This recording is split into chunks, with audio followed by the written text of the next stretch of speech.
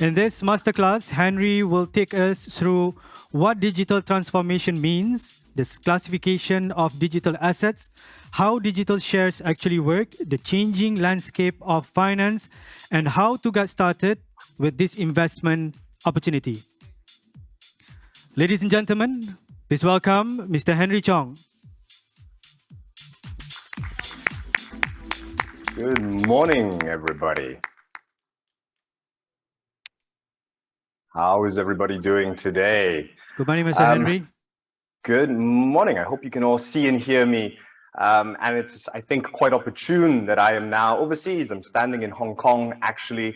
And even though I am remote, well, I'm about to talk about digital assets and exactly how, everything in our world is being digitized, right? More and more we're talking exactly like I'm talking to you today on Zoom, and yet so many of our assets, the way in which we represent shares, bonds, and all kinds of securities, that is surprisingly undigitized. My name is Henry Chong, and I'm the CEO of the Fusang Group. And Fusang runs digital infrastructure for all kinds of digital assets, but in particular, what we like to call digital securities. The idea of taking the best of blockchain technology, but marrying that with real-world assets like shares, bonds, and funds. And really today, I'm going to be running through a brief primer, talking about what I see as the different kinds of classifications of digital assets. I hope you can see my screen up there, but someone, I think, can let me know if you can't. There we go. So really, we talk about digital assets, we talk about crypto. Crypto today is all over the headlines everywhere in the world. There was obviously a huge amount of hype before. There's obviously been a huge amount of price volatility, massive market crash. And I think really, I was talking on another panel recently, I think that this is going to end up being one of the best things to happen to the crypto industry as a whole. Because while the tech has always been a really interesting proof of concept, if you will, of how we can record unique assets in the blockchain, how we can bring together groups of unique stakeholders. Let's face it, some of the crypto assets out there have been a little bit, shall we say, messy.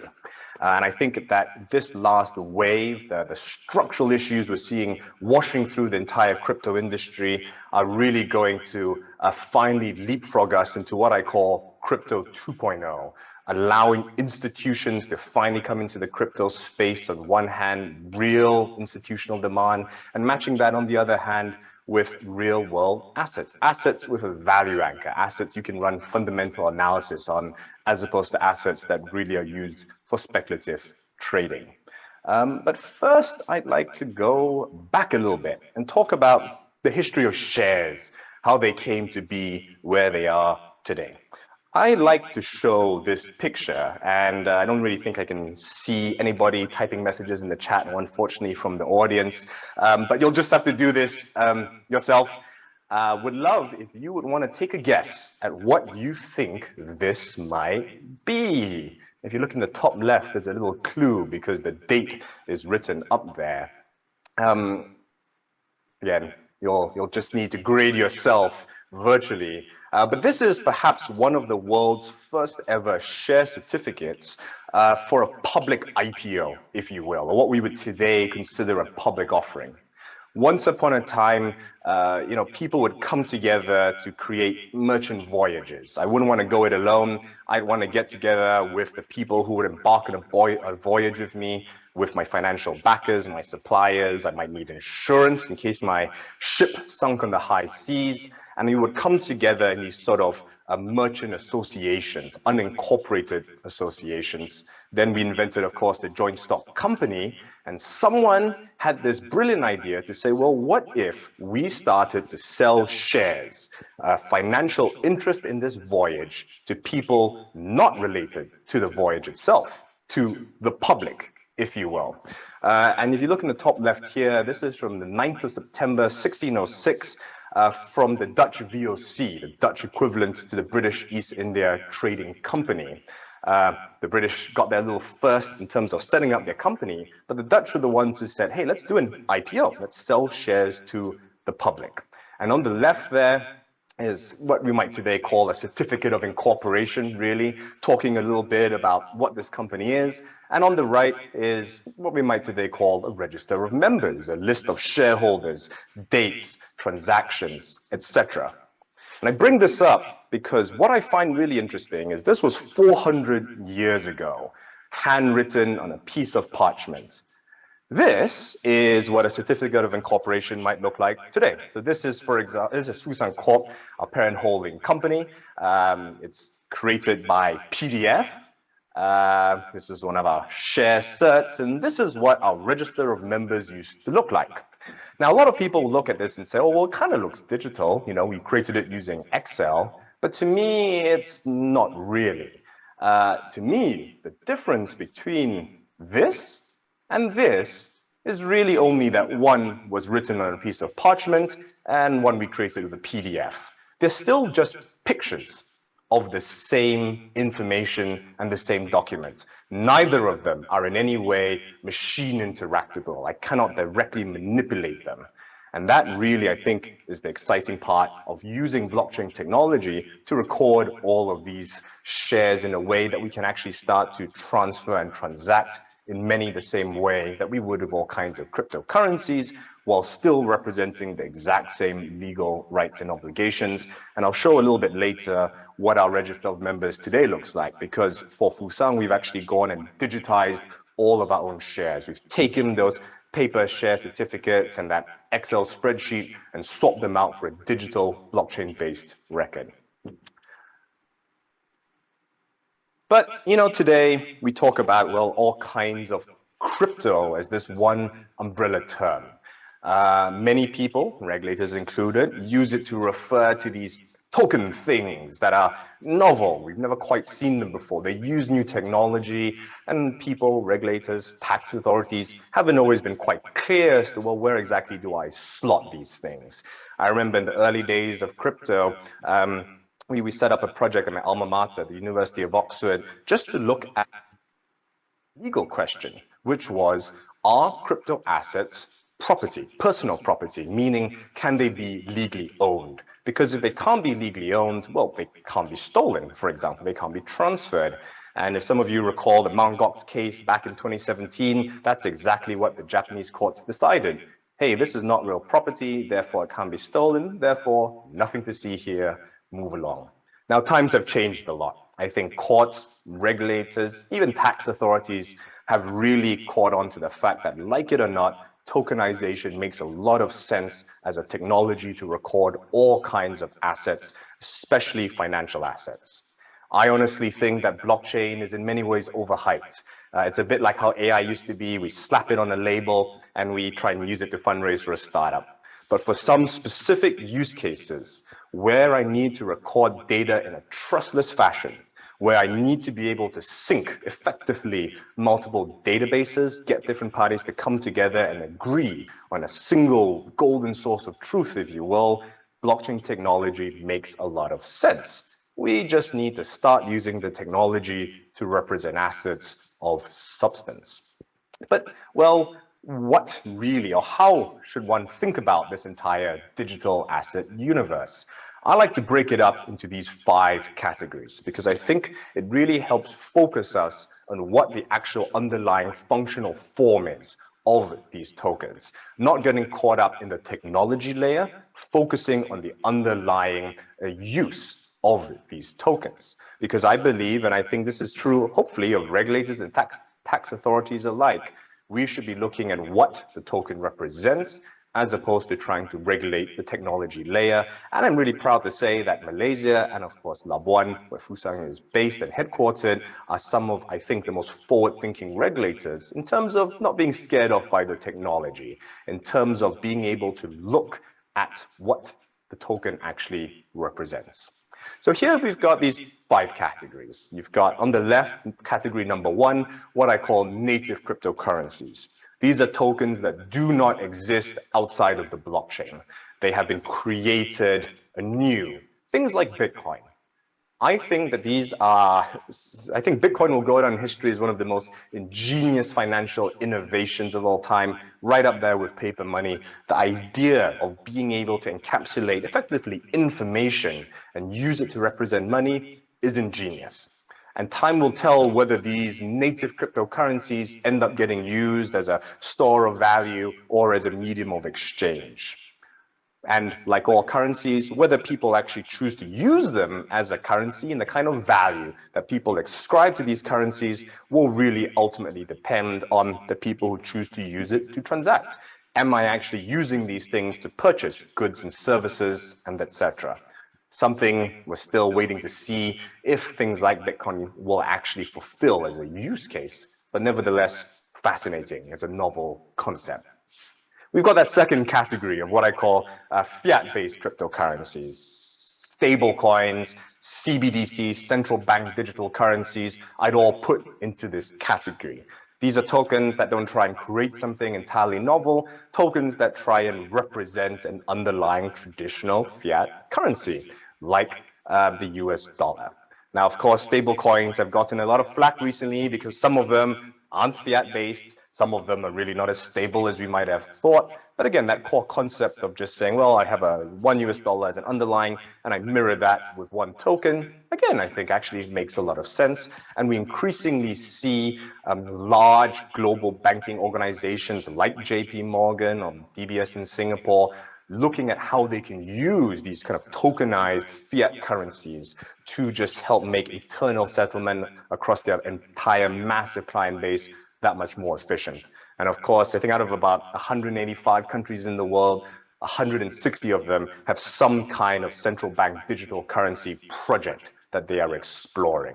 So I think everybody in the world says, you know what, taking my old school, however I choose to represent data, putting that on the blockchain makes a lot of sense. But we as investors, we as institutions who are looking to use these tokens, we better make sure we really understand what's underneath. What does this represent? Because something like USD coin produced by the Circle Foundation, where one token directly represents $1, and something like Terra and Luna and that entire, where there is absolutely nothing underpinning it, nothing it's based on, that obviously makes a great deal of difference.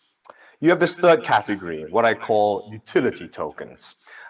These were all the rage back in 2017 when the first wave of crypto really took off. People would call them ICOs, initial coin offerings. And the original idea, the original promise of a utility token was centered around one very simple concept, which is all of us participate in businesses. We are all, we use companies every day and we transact with them really to run our entire lives. And if you just think about your day, from you wake up in the morning to when you go to bed at night, our lives are all about interacting with companies, transacting, using goods and services. I'm using Zoom right now. You guys, some of you at least, are physically sitting in a theater built by somebody. And so someone said, well, what if we started to think about utility tokens as effectively a pre-sale of goods and services, a packaging of the utility that a company can provide? My company makes a product. I would love for you to come purchase one of these utility tokens, almost as kind of a pre-sale of credits. Maybe I'll give you a bit of a discount when you purchase this token. I can use that money to help fund the project that I want to go out and create. And then later on, you can use this token to purchase that product from me. This is not a new concept. Things like Kickstarter, I think, have shown that in the right circumstances, this can be used very effectively.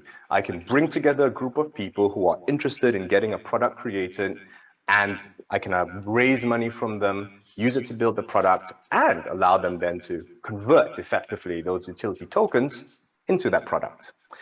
The problem is this went a little awry back in 2017. And those of you who might have been around in the early days of the crypto industry will remember that some of the first large crypto tokens, like Ethereum today, the second biggest cryptocurrency in the world, when they were first doing their offering of tokens, they called it an IPO, an initial public offering, because they said, hi, we're a company. We have this great idea for a project. we want to raise funds, please invest in our company, and so we can go out and build this great concept that we have. They very quickly realized that, ooh, doing an IPO public globally with no rules, no KYC, no nothing was going to be a problem. And so they decided on an ingenious branding bait and switch and said, well, okay, we're not going to call it a share. This is not a public offering. This is an initial coin offering. It's not a security. It's just a token. Again, interesting, but in my opinion, a little bit on the line in terms of just global compliance rules. If you are raising funds for a business and people are investing into that business as an investment, that probably should be shares in a company or something similar. We just heard a panel talking about things like ECF. Again, I think that makes a lot of sense. I'll talk a bit about that in a second. But that middle category, utility tokens, are where a lot of people get into trouble, where for all intents and purposes, the tokens they're selling represent an interest in a business. They're a security, and honestly, very few of them actually have utility, but a very powerful concept nevertheless, in terms of empowering what I call stakeholder capitalism, which I'll also talk about in a bit. You've got that fourth category, what I call NFTs, non-fungible tokens. And to me, this actually is a really, really bad label. But like it or not, that's what the industry uses today. Why? Because it does exactly what I was saying we shouldn't do earlier, which is talk about a technology layer as opposed to what the token actually represents. You will have in the world fungible tokens, and you'll have non-fungible tokens. It makes total sense. But to say I am buying an NFT and non-fungible tokens, to me is as nonsensical as saying, hey, I'm going to invest all of my money in a security. And people say, well, which one? And you're like, I don't know, but I'm told securities are good, so I'm going to go buy some. Right? We need to be digging one layer deeper and saying, what do these really represent? And of course, you have the fifth category on the right that Fusang, for example, spends a lot of time focusing on, this idea of security tokens, just taking traditional assets, shares, bonds, funds, instead of representing them using pieces of paper, as I showed earlier, representing them using digital tokens. Let's dig in real brief and look at some of the subcategories of some of these tokens. I won't go too much into all the details, and really I just wanted to highlight a couple of key distinctions that a lot of people don't really think about of these different categories, because people don't think about these things until something blows up and then they suddenly realize, oh my, this token that I hold, that I own, doesn't do what I thought it did. So here, just looking at this universe of cryptocurrencies, those first two categories I had on the slide just now, I think you can further decompose them into these four layers. When you're looking at these native cryptocurrencies, so to speak, things like Bitcoin, the question you should ask yourself is, are they really public? Meaning, are they something that is truly decentralized, that kind of runs by itself? When you think about Bitcoin, for better or for worse, that network really does self-operate. I don't need anyone today to kind of run the machines or deploy the servers. Because of the way it's set up and architected, the system can effectively run itself. And there's an ingenious system of rewards that make it such that everybody is willing to provide the work and effort to run this as a collective. But you've got a lot of cryptocurrencies that purport to be used as a currency, a medium of exchange that are privately issued. Again, totally reasonable as long as we are clear on it. So the JP Morgan coin, great example of this. They don't pretend that this is in any way decentralized or that you might have any control over it. They just say, well, here's my token. It's JP Morgan, names in the label, but I think it's very useful. On the other hand, there are some things that might claim to be kind of public and decentralized that it turns out maybe aren't quite as public or as decentralized as you might have thought.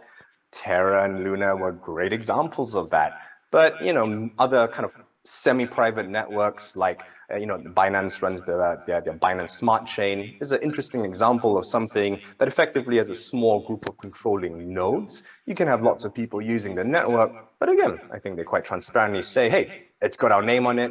This is a network that we run for all intents and purposes. Again, it's important distinction to understand. Fiat-based cryptocurrencies, same thing. The question you need to ask yourself is, who is the issuer?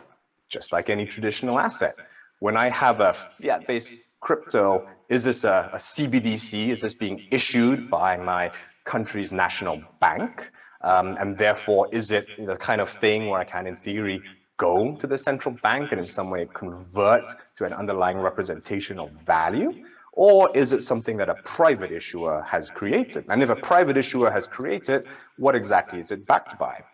When I hold one of these tokens, do I have the right to show up somewhere, virtually or otherwise, at an issuer and ask for that token to be exchanged with some kind of underlying representation of fiat? Or do I only have something like a debt claim? A lot of issuers, again, as interesting as they might be, that stablecoin may not technically represent any kind of interest in an underlying fiat currency, even if that currency might exist. It may be such that if I, the issuer, go bankrupt, you are now an unsecured creditor of mine. Again, I think something as a very different position from what a lot of people imagine when they hear the word stablecoin. They hear US dollar stablecoin and in some way think, oh, I don't really need to worry because no matter what, I am going to be able to convert this for some kind of underlying asset. The same thing can be said of NFTs and utility tokens. Things that say there's some kind of use, but it's not a security. It doesn't represent underlying asset ownership.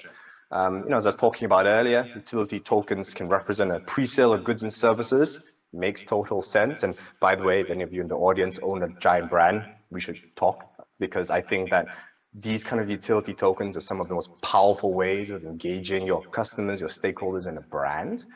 But a lot of them don't really. They may represent, some kind of mini currency you can use on a platform, something a bit more akin to Starbucks dollars, but maybe not the best investment. And we're seeing this happen right now with all the market volatility, where there are plenty of large digital asset or crypto platforms where the business is actually doing great business and the token has created in value. Similar question you should ask when you look at things like NFTs. A lot of you got art, right? Physical art that an artist might create, an NFT that represents a copy of that art in some way. Makes total sense. To me, you have digital art, you have physical art. There's no reason why we shouldn't value them any differently. The problem arises when people start to think, do I have any kind of rights? So if I have a token issued by some kind of underlying art, am I getting rights to the underlying art? Am I getting some kind of IP? Am I getting, some kind of the right to be able to license out that IP? Very interesting question. NBA Top Shot, some of you might have heard of. The NBA was kind of selling clips, famous clips from basketball games, selling them as NFTs. A poll was done asking those NFT holders, do you think you have now the exclusive IP rights over the underlying clip? And 70% of them said yes. Well, except they don't, right? It's just a collectible, like owning a baseball card. No, you don't have the licensing rights over those underlying assets. And then the category that's near and dear to my heart, security tokens. The idea of saying, as interesting as some of these other categories of cryptocurrencies are, what if we just took traditional structures, shares, bonds, funds, real estate, and encapsulated those as digital tokens without necessarily changing anything about the underlying nature of what is being represented, not touching the legal structure, not even touching, in my opinion, the way in which it should be regulated, just using this as a different way to represent data. So, what might one of these digital securities actually look like that I'm talking about? And, how does a firm like Fusang think about interoperating with them? And for those of you in the audience who might be asset owners or issuers, or if you're from a financial institution, how should you be thinking about using tokenization in your own businesses? Well, to start, as I said, the first and most important principle is just recognizing that because the tech layer might be different, it doesn't necessarily mean that the underlying assets that we represent do need to be any different. And in my opinion, actually, it's cleaner if they don't. Likewise, my belief is that the kind of financial intermediaries and players that we see in the world today, banks, brokers, custodians, etc., none of that is going away anytime soon. What we need is to be able to use new technology, make use of this tech to allow us to serve our clients and their needs in a better way, but recognizing that we still have the same kind of underlying jobs to be done. On the panel recently, we're talking about, well, what is the difference between a digital bank and a traditional bank? And I think that's a great analogy. Banking, the job that you need to do for clients is exactly the same. How you do it, that's going to change rapidly. And if history is any guide, when tech changes and the how changes, firms have a habit of changing as well. So again, if you're from a financial institution in the audience, pay attention to this trend. Again, I don't need to dig too much into the underlying nature of how blockchain-based tokens work. Plenty of people talk about it these days. I suspect a good portion of you sitting in the audience will own some kind of cryptocurrency. When we look at a lot of statistics in a lot of countries, including Malaysia, especially younger people, especially those under the age of 30, a significant part of their net worth, their investment portfolio is held in some kind of cryptocurrency. And quite frankly, I think the technology has evolved enough where it's a bit like we use the internet. Most people don't honestly fully understand how the internet works.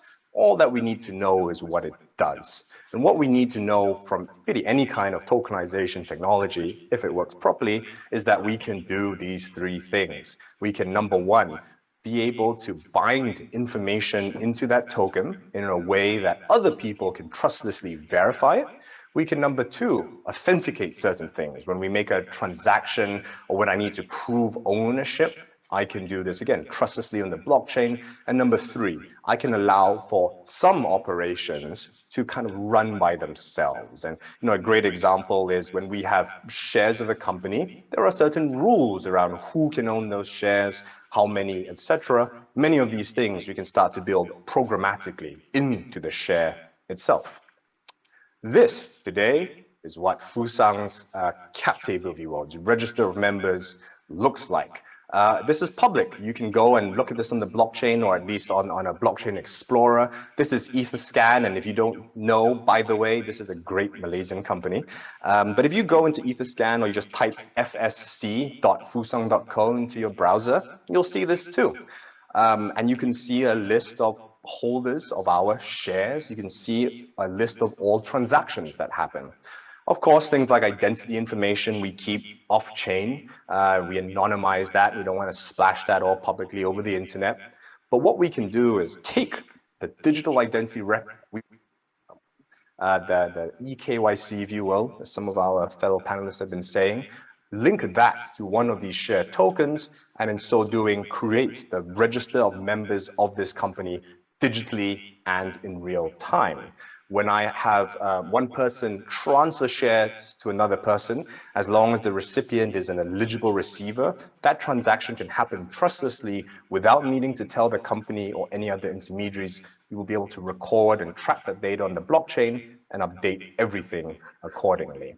And by the way, if any of you are regulators in the room, would love to show you how this works, because for many people in many jurisdictions, when we show them this, it's more data than people have ever been able to actually see about underlying companies before.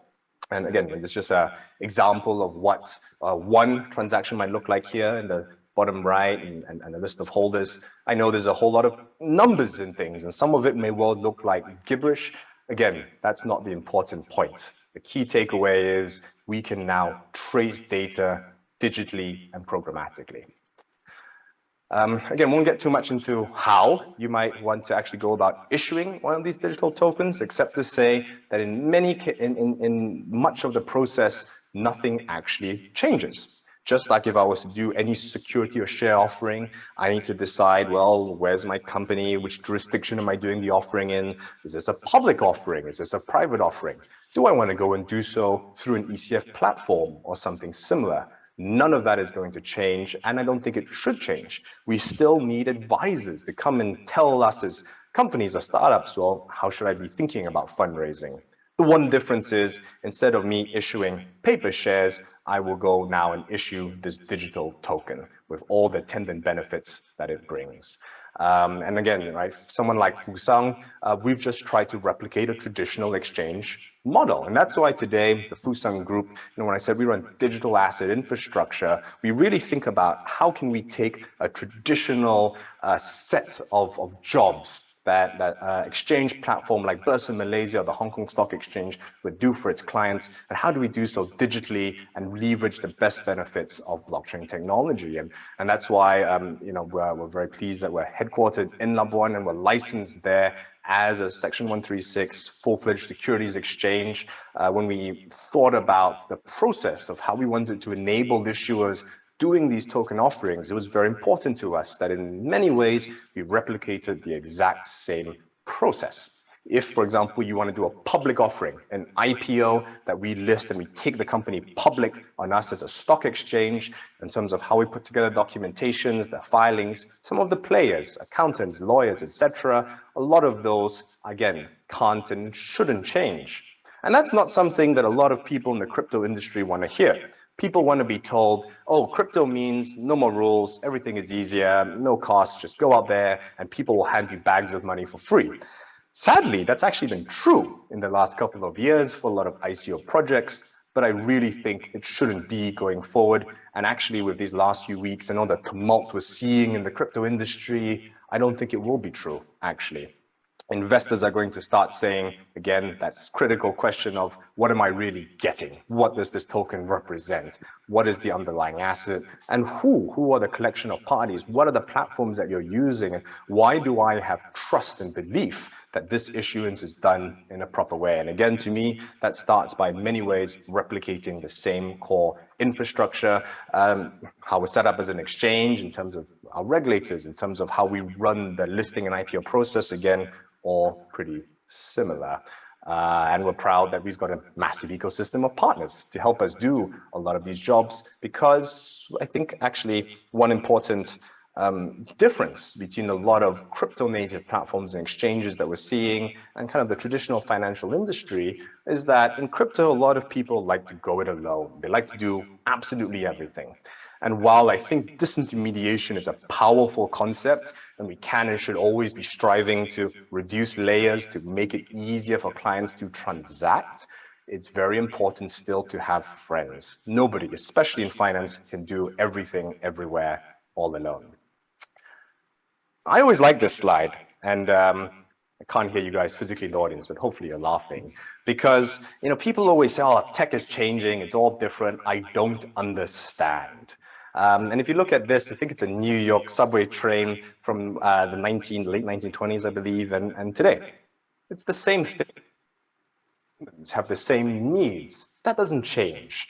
And that's why whenever technology updates, and you're trying to figure out, well, how do I grapple with this new tech? How do I think about what this means? How do I look at evolving my business to suit? You need to go back to first principles and say, well, what is the underlying need? What am I actually trying to achieve for my customers? And center on that. Just as how, whether it was the 1920s or today, humans have a need to communicate, to get information, to feel like we are part of something greater than ourselves. That is never going to change. And that's why, to me, when I think about crypto and etc., the question is not just, okay, now I've got this tech and maybe it makes my transactions happen in 5 minutes instead of 5 days when I'm trying to settle a security. The real question that we should be asking ourselves is, when I look into that underlying customer need, what exactly is that need serving, and how can the technology radically reshape my industry?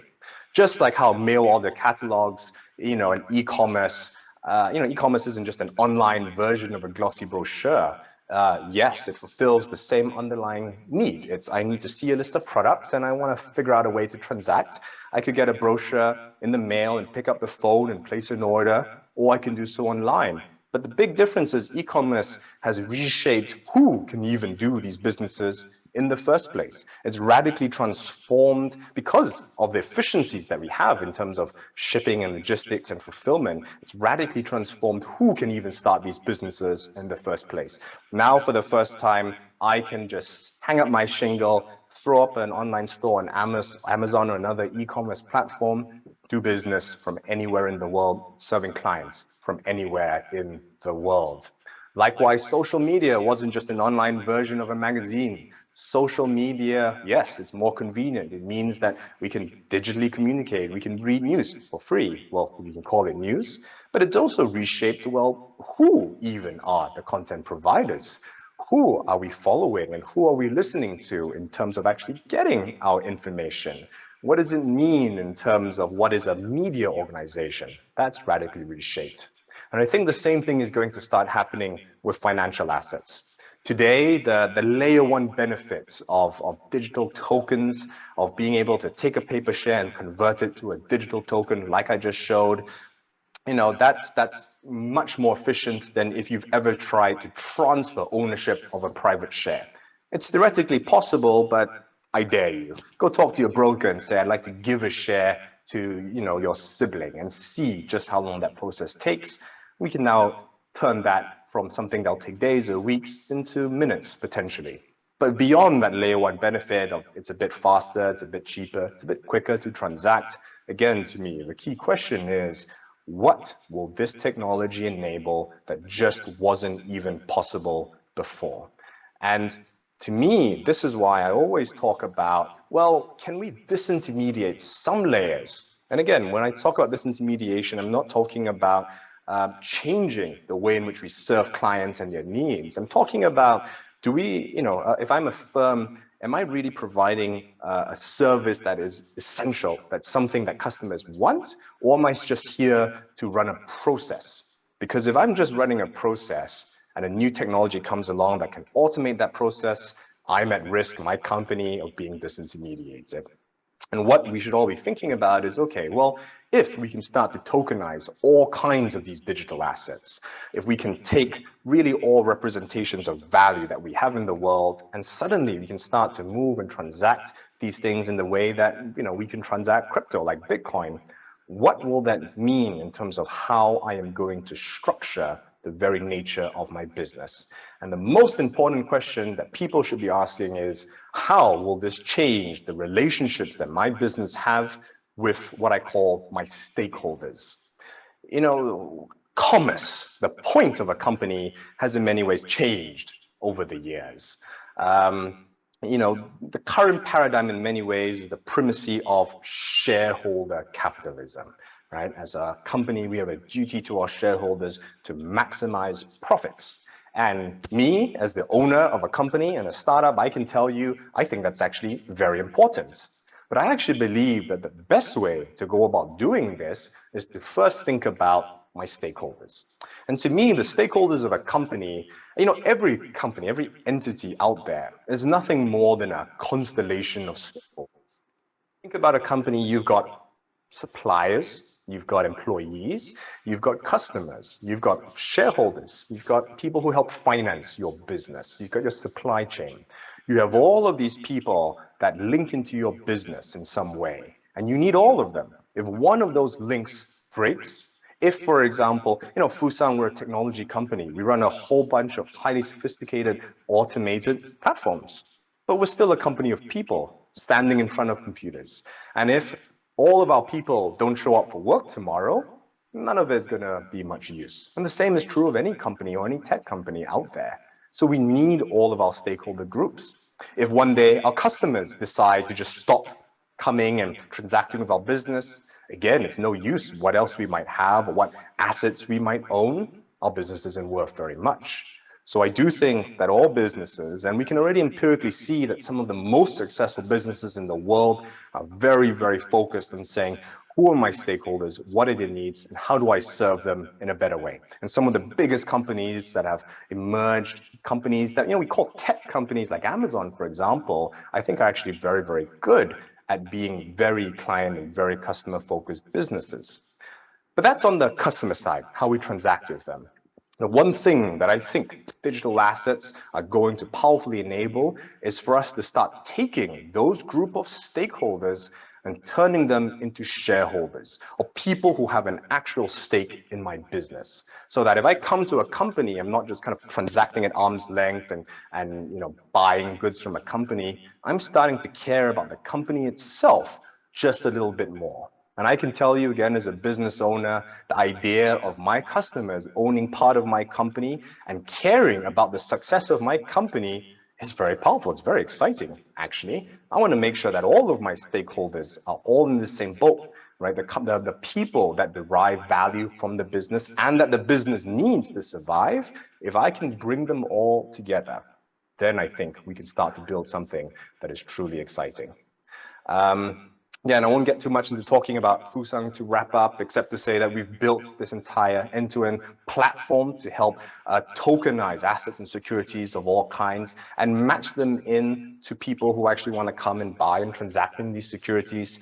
And interestingly, unlike a traditional stock exchange, while you can come and trade through a broker, you can also come and trade direct. Right? You have direct market access, as you might call it, DMA, like a lot of crypto exchanges. And if any of you in the audience are interested in learning more, just reach out to me or one of my team. We've built 3 different platforms today to replicate in many ways what we see as these underlying customer needs from traditional finance.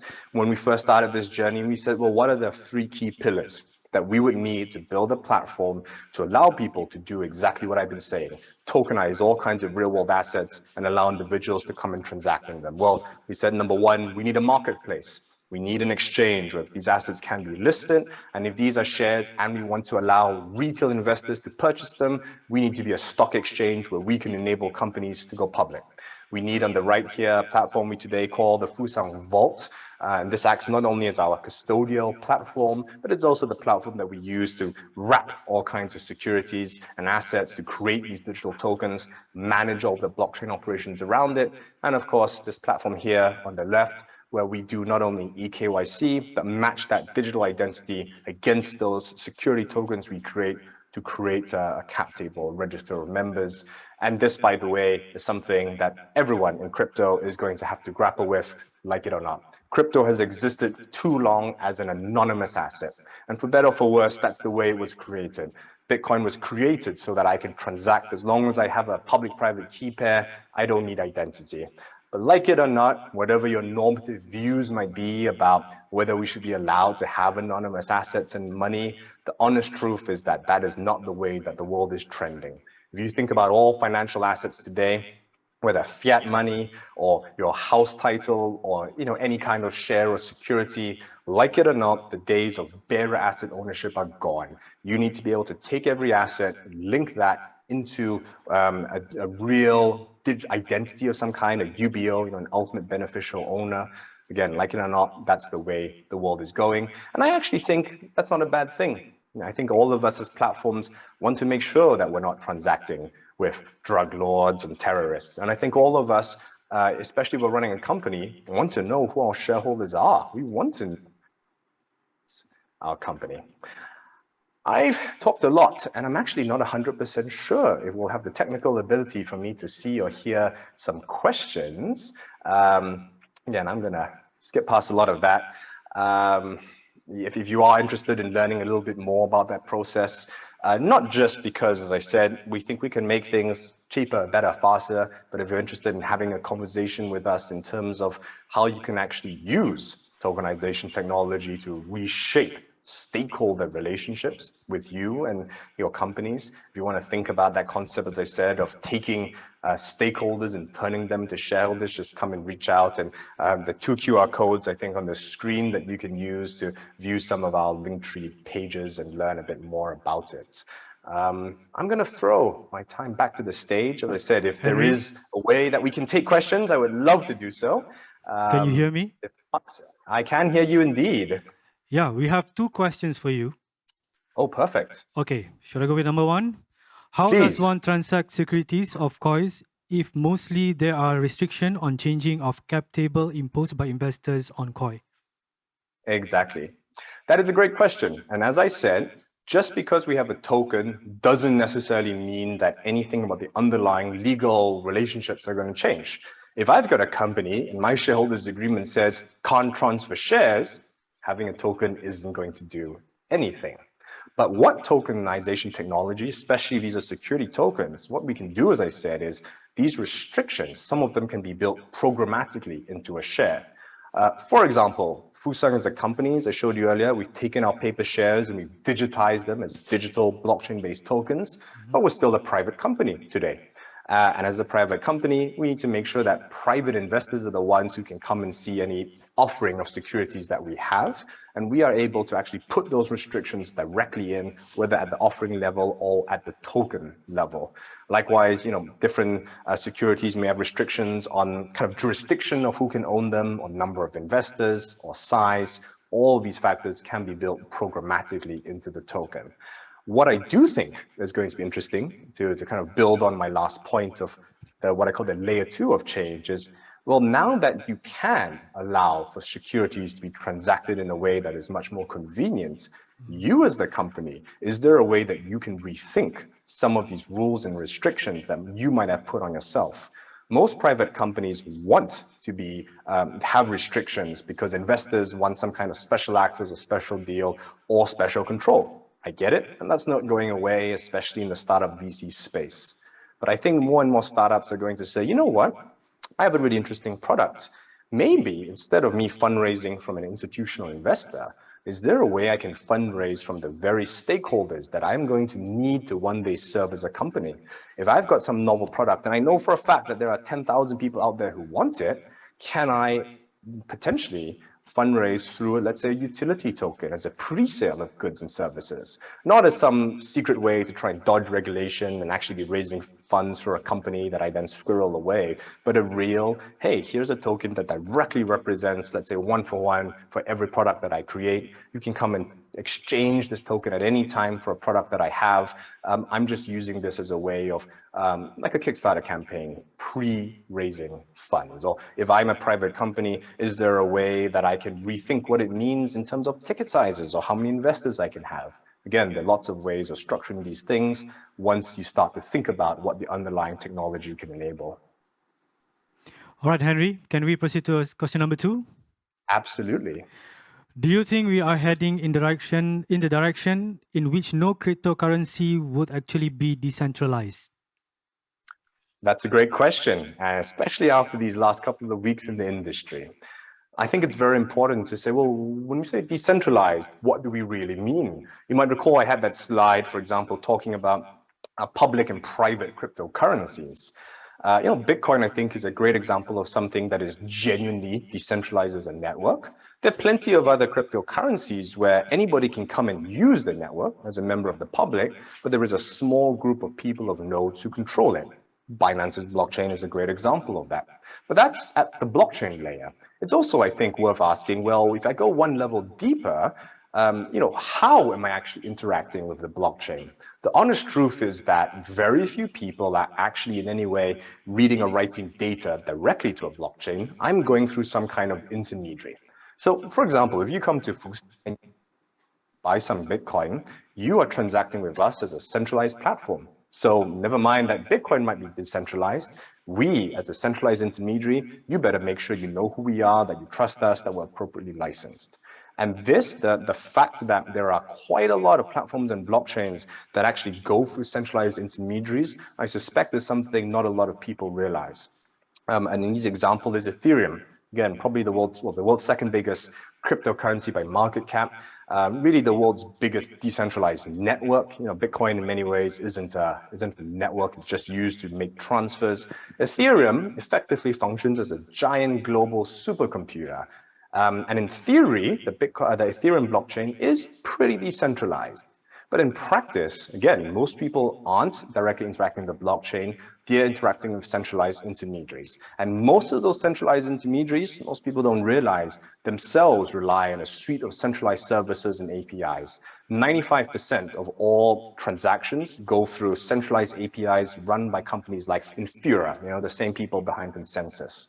And these are the kind of questions that as our market becomes increasingly institutionalized, people are going to start focusing on more and more. People will say, oh, just what does it mean when I say I'm buying an Ethereum? Who am I buying this from? What are the counterparty arrangements that I have between me and the platforms I'm transacting in? And do I really understand that entire value chain of how these assets are being moved around?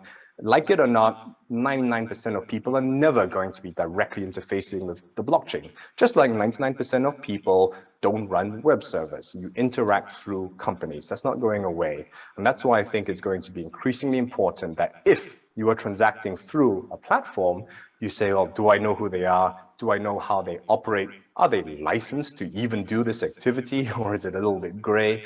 Do I have someone I can call and complain if suddenly my money is all gone?